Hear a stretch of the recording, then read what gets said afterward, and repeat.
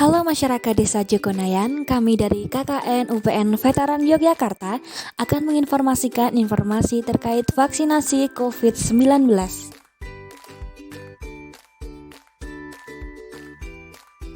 Apa sih pentingnya vaksin bagi kita?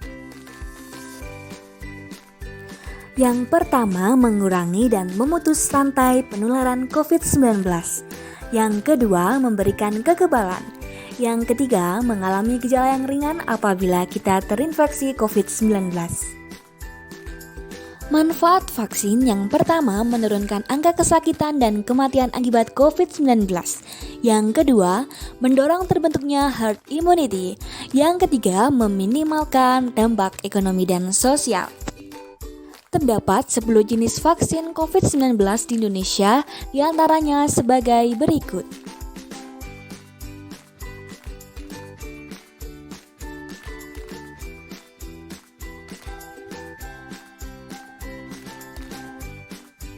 Kelompok prioritas penerima vaksin adalah penduduk yang berdomisili di Indonesia yang berusia lebih dari 18 tahun. Lalu yang selanjutnya, ada beberapa syarat orang yang boleh divaksin COVID-19. Yang pertama, tidak memiliki penyakit tertentu seperti jantung, hipertiroid, ginjal, dan lain sebagainya. Yang kedua, tidak melakukan kontak erat dengan pasien COVID-19. Yang ketiga, suhu peserta vaksin di bawah 37,5 derajat Celcius.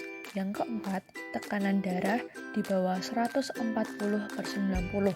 Yang kelima, apabila peserta menderita diabetes mellitus tipe 2 terkontrol dan HbA1c di bawah 58, maka diperbolehkan untuk divaksin. Yang keenam, apabila menderita HIV dan angkanya CD4, maka diperbolehkan mendapatkan vaksin COVID-19. Di mana sih kita bisa mendapatkan vaksin COVID-19? Pelayanan vaksinasi COVID-19 dilaksanakan baik di fasilitas pelayanan kesehatan milik pemerintah pusat, daerah provinsi, kota atau kabupaten, masyarakat atau swasta, di mana kita dapat menemukan pelayanan vaksinasi COVID-19 ini di puskesmas, lalu di klinik terdekat, di rumah sakit terdekat, atau juga di unit pelayanan kesehatan di kantor kesehatan pelabuhan atau KKP. Apa sih resiko jika kita tidak divaksin? Tujuan divaksinasi itu adalah untuk memberikan kekebalan spesifik terhadap suatu penyakit tertentu, sehingga apabila suatu saat kita terpapar penyakit tersebut, maka tidak akan sakit atau hanya mengalami sakit ringan.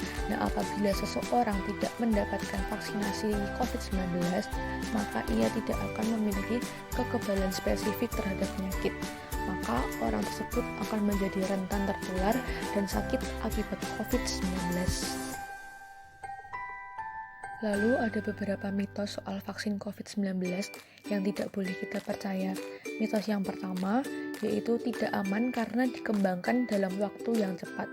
Faktanya, vaksin terbukti aman dan efektif digunakan meskipun dikembangkan dalam waktu yang singkat. Mitos kedua, vaksin mengubah DNA seseorang. Faktanya, vaksin pertama yang diberikan otorisasi penggunaan darurat mengandung messenger RNA, yaitu zat yang menginstruksikan sel untuk membuat protein lonjakan yang ditemukan pada virus corona baru.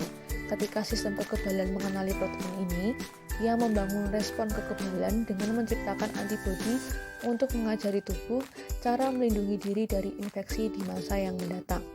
Lalu mitos yang ketiga, efek samping parah akan terjadi setelahnya. Faktanya, memang beberapa peserta uji klinis vaksin melaporkan efek samping seperti nyeri otot, kedinginan, sakit kepala, dan yang lain sebagainya. Namun, efek samping parah ini jarang sekali terjadi, sehingga orang dengan riwayat alergi parah tidak boleh mendapatkan vaksinasi. Mitos yang keempat, memicu kemandulan pada wanita.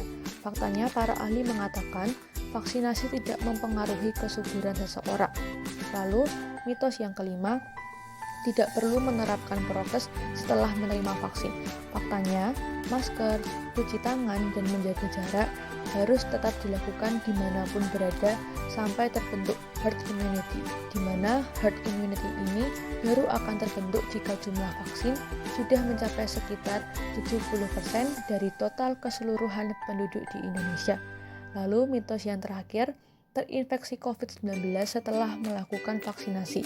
Faktanya, kamu tidak akan terinfeksi virus COVID-19 dari vaksin, karena di dalam vaksin tidak mengandung virus hidup.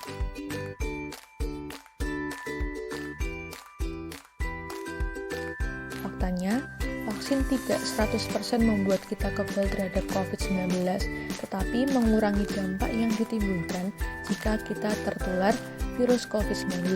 Meskipun sudah mendapatkan vaksinasi COVID-19, jangan lupa selalu menerapkan 5M, yaitu memakai masker, mencuci tangan, menjaga jarak, menjauhi kerumunan, dan mengurangi mobilitas.